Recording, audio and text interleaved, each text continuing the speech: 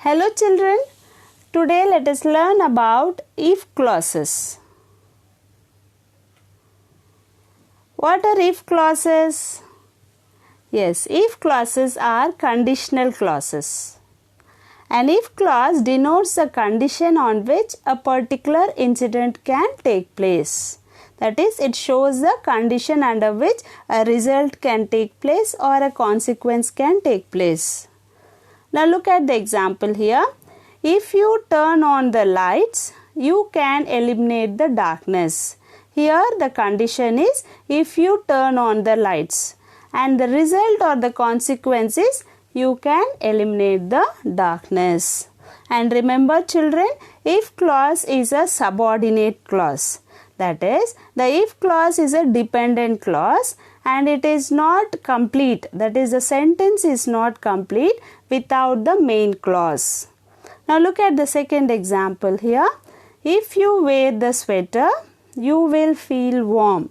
Here the if clause, if you wear the sweater, is incomplete without the rest of the part of the sentence. That is the main clause, that is you will feel warm. So, if clause is both a conditional clause as well as a subordinate clause. Now, let's move on to the types of if clauses. There are 4 types of if clauses. They are possible or zero conditional, probable or first conditional, improbable or second conditional, and impossible or third conditional. Firstly, let us have a look at the zero conditional if clause. When we speak of facts and universal truths, we use zero conditional if clauses. And here we use the if clause also in simple present tense as well as the main clause also in simple present tense. Both if clause and main clause are used in simple present tense to show that they are facts and universal truths. Now look at the example here. If you light a candle, it burns. So it is for sure. It is a fact. Hence, you use simple present in the if clause as well as in the main clause. Then the second example. If you melt ice, you get water. This is a universal truth. Here, it is unchangeable. Hence, you use simple present tense both in the if clause as well as in the main clause. Next, we move on to the first conditional if clause. This first conditional if clause is used to say of predictive things which are possible to happen, which has a possibility of 80 to 90% of happening. We call it as first conditional if clause or probable if clause. Here the pattern to be followed is the if clause is written in simple present tense and the main clause is written in future tense. Look at the example here.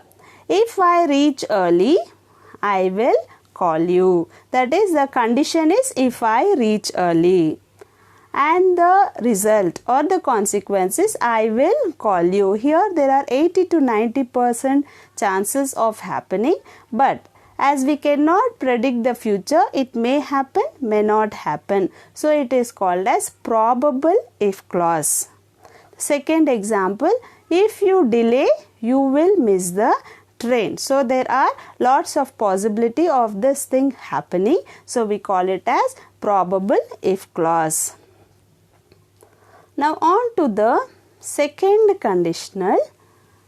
It is used to speak of imaginary situations. It is also called as improbable if clause.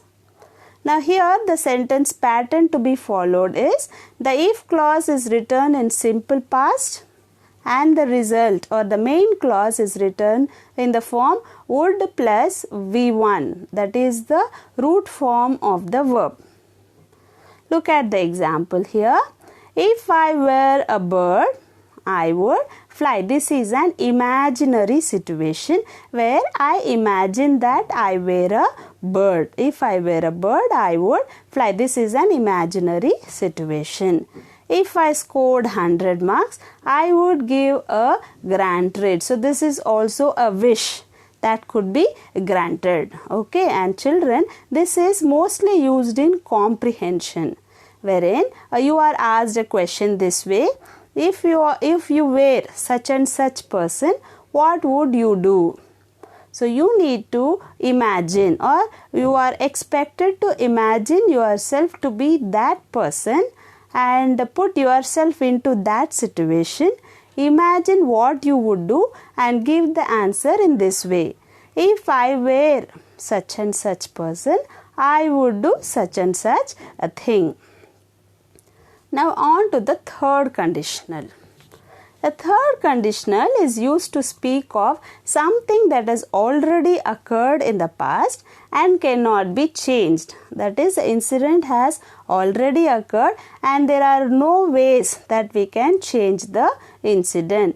It is also called as impossible if clause because that is impossible to change the situation. Here the pattern followed is the if clause is written in past perfect tense and the main clause is written would plus have plus V3 or could plus have plus V3. Let's look at the example here. If she had worn the blue frock, she would have looked prettier. That is, she didn't wear the blue frock, she didn't look as pretty as the reader is expecting. So here, if she had worn, if at all that thing would have happened, if she had worn the blue frock, she would have looked prettier than what she looked yesterday or the day before. Okay, so it is a situation wherein it is impossible to go back in time and change the things. The second example, if they had taken the right route, they could have avoided the accident. That means already they have taken the wrong route and already they had met with an accident. Now it is not possible to go in the right route and avoid the accident. That is, the incident has already occurred and it is impossible to change the situation. Hence it is called impossible if clause or third conditional if clause. Hope you all understood the if clauses. Thank you children. Thank you for watching and have a wonderful day. Thank you.